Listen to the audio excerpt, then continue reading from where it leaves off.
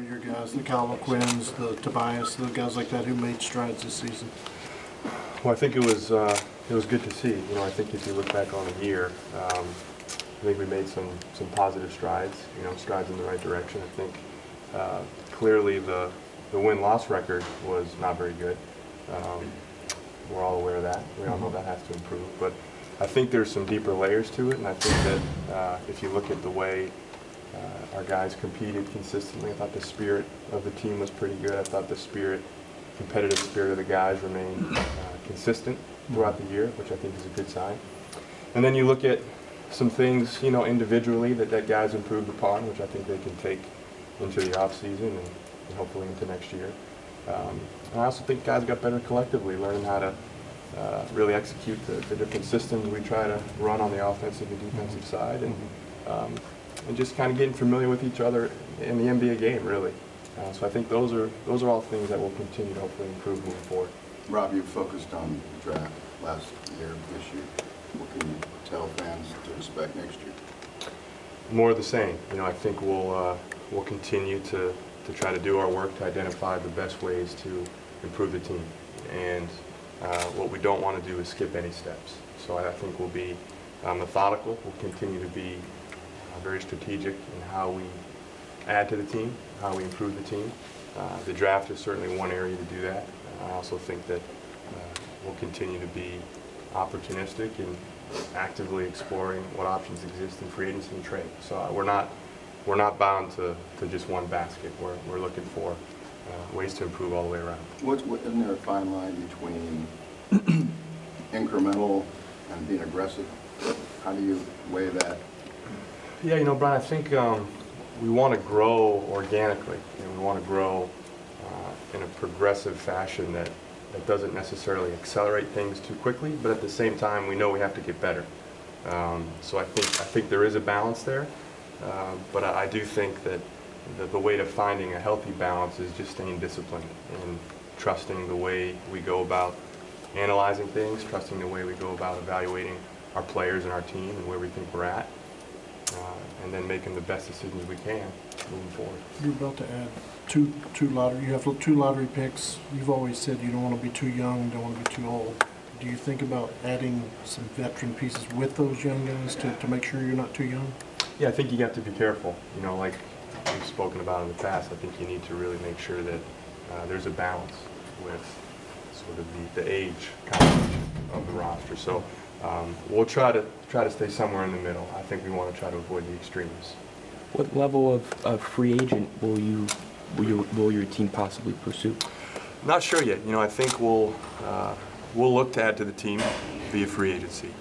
A lot of that depends on who's available, what's realistic, what's unrealistic.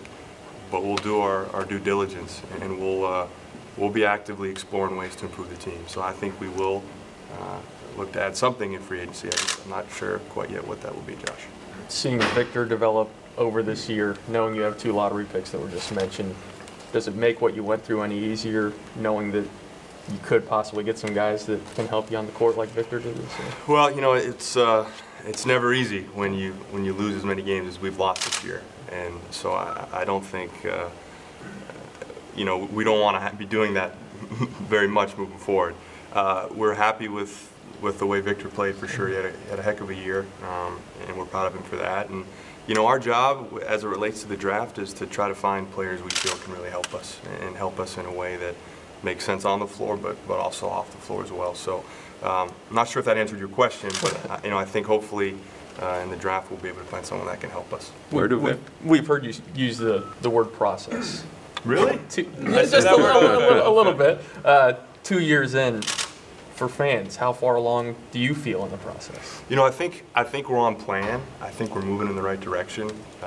You know us. We don't typically like to put a concrete timeline on things, but I do expect to see some improvement next year. I think we all do, and we expect to be playing in more meaningful games next year than we did this year or the year previous to this year. So just continuing to grow, continuing to get better, continuing to believe in the process and to believe in the plan. And I think if you asked all the guys and if you asked our coaches and anyone in our organization, there's a true belief and a real conviction to what we're doing. And I think that can be a pretty powerful thing.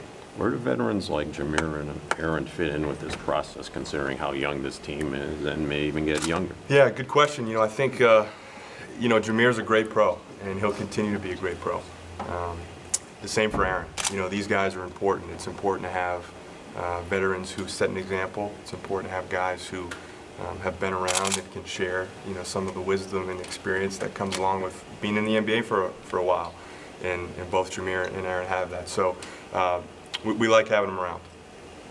What's your thoughts on Jacques' job over the 2 years that you've been here? Very, very pleased with Jacques and pleased with the job he and his staff have done. I think it's not an easy task to come in and try to build a team from the ground up. And Jacques has been incredibly consistent in his approach and his message and the way he treats the guys. And I think, you heard a little bit of him yesterday talking about putting guys in different situations to challenge them.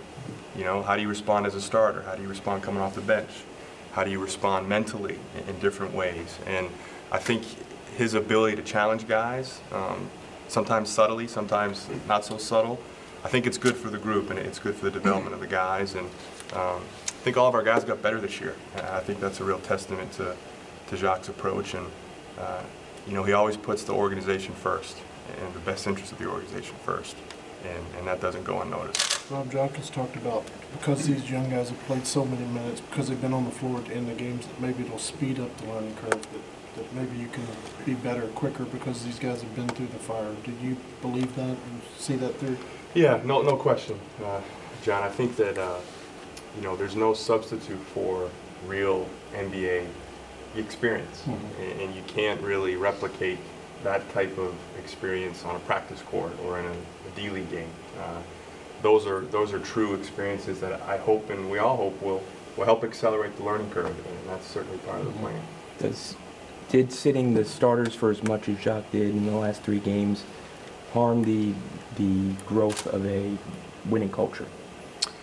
Josh, I don't think so. I think as we looked at the tail end of the season, we're about development. And the one thing that we always do is compete as hard as we can. And, I think we did that. I think the last couple of games was a chance to give some guys who, quite frankly, had been busted in their behinds in practice all year long and never wavering. Their effort never wavered. And we felt it was important. We want to be a team, and it was important toward the end of the year to get a lot of minutes to those guys who otherwise maybe didn't play as much as they would have liked. Rob, you've seen some college kids this year, apparently. Yes, that's true. What kind of draft is this? I mean, we hear it's this, it's that, it's great, maybe it's not so good. What you've seen on these guys now, what do you think?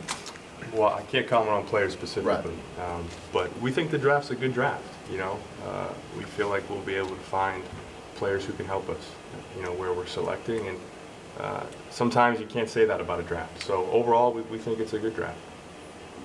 Would last year be one of those drafts where you might not be able to say that it was as good as others? You could make that argument, I think, yeah. What position within the guard framework do you envision Victor playing next year? Probably both positions. I think our stance on the infamous question remains the same. He's a guard, and he may play some one, he may play some two. We feel like he's best served as a guard in the backcourt and doing all the things that we believe he can do. But Rob, can't that change depending on who you get?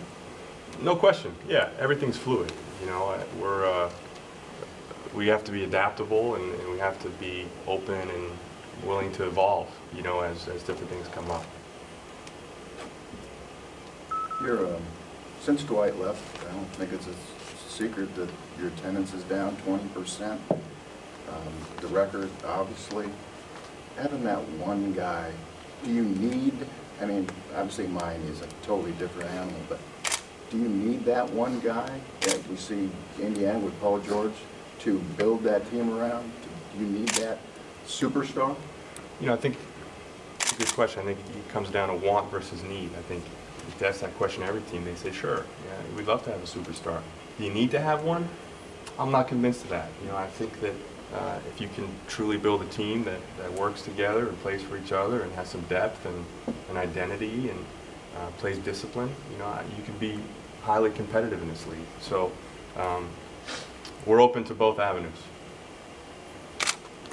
Rob, you had your own external and internal benchmark set for this team going into the season. You had 4 pegs even. I believe it was attitude, approach, effort, and consistency. Do you still go by those 4 pegs? And how would you evaluate your team in that regard? Yes, we do.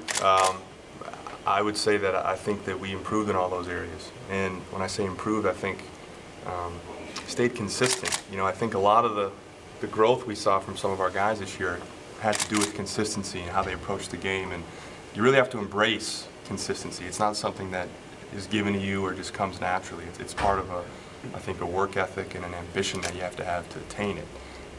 So, you know, I think we graded out well in those areas. Those are going to be areas we continue to stress, and we'll probably continue to raise the bar on how much we expect that and to what level. But for this year, yeah, I think we made progress in those areas. Where did you see progress, and where do you think he still needs to progress with regard to Nick? Yeah, you know, I think we saw a lot of progress with how he approached the game. You know, a lot of what we have challenged Nick coming into this season was to continue to be aggressive, continue to find ways to assert yourself from the beginning of the game. And I thought that he began to play with a heightened physicality and an assertiveness, which I think is a good thing. We expect that to continue. And then overall, just confidence. You know, confidence is an important piece to the puzzle for any young player. And, you know, we have a lot of young players on our team, Nick being one of them. And we feel like his confidence, you know, grew exponentially as the season went on. So we're pleased with that. Rob, are you of the mind that you need to put all your assets on the table to do whatever you have to do, whether it be it number 1 pick, number 11 pick, players? Yeah, you know, Brian, yeah, you know, we're going to stay flexible. You know, if that's what it takes to do what we feel is in the best interest of the team and what we need to do to improve the team, then, you know, absolutely, we're open to anything. I don't think we're in a position not to be open to that type of scenario. Because some people would paint you as the draft guy. But if opportunities come along for a veteran guy or a young veteran guy, for whatever reason, the team wants to move him, yeah, we're not going to discriminate against ways to improve the team. You know, whether it be through the draft or through trade or free agency, or you know, if we can trade our columnist or our beat writer for someone, maybe we'll look to do that too. So we're definitely open to anything. Yeah, Josh, you're on it. It's early. Does Pat go to the lottery with his ping pong balls again, or? You know, we don't know yet, but that's certainly an option. Okay. Where did you see growth from Victor within the season? You know, I think that's a good question. I think, you know, at a certain point the game started to slow down for Vic. And what I mean by that is just the flow, the rhythm, the speed of the game. I think for any rookie sometimes for most rookies, it's a challenge to adapt to that type of speed, and the game's different. So I think just the way he processed the game, the way he, you know, didn't allow teams to speed him up as the year went along. So those would be the 2 biggest things. And then just his confidence. You know, once you get a chance to go through the league and play against everybody a couple times, you get familiar with what teams are trying to do to stop you and what maybe you can do to improve upon the last time you played against a certain team. So mostly it's confidence and just familiarity with what we're trying to do.